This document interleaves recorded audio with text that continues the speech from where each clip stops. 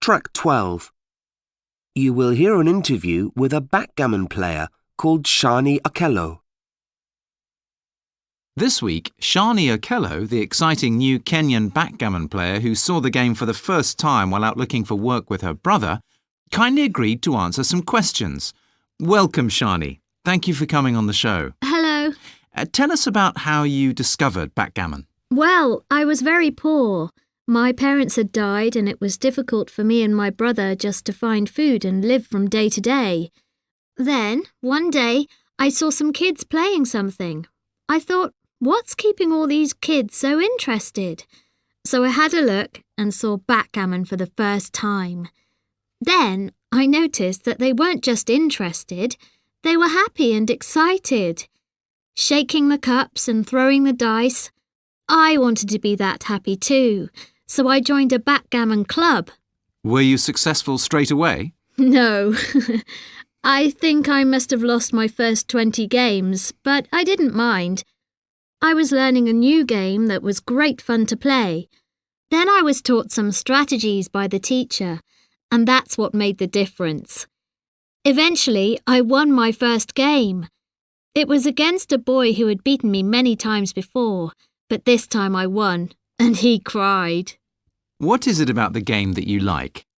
The game has changed my life, so obviously I'm grateful to it. But it's more than that. Backgammon is like real life. You have to think. It involves calculation and planning, and making the best use of the luck you're given. A good player will nearly always beat a beginner, even if the dice are unlucky for him or her. What qualities are necessary to be good at backgammon? Well, a lot of people say that maths is the most important skill in backgammon.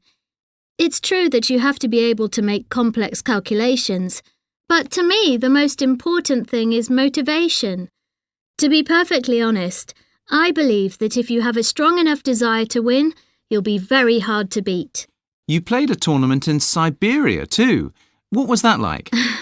It was a tough experience for me because I'd never been outside of Africa.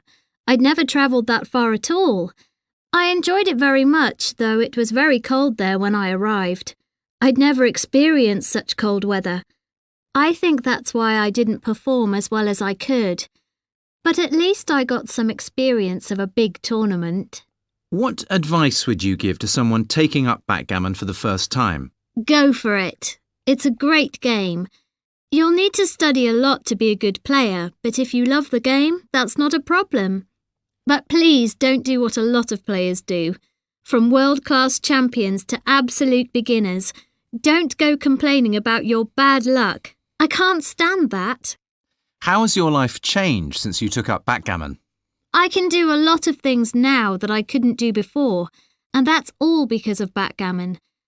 I have a goal now. I go to school and I've learnt English. It hasn't made me rich yet, but it has brought me hope. I can think about studying and having a career in the future. And you never know, maybe one day I'll be a backgammon champion.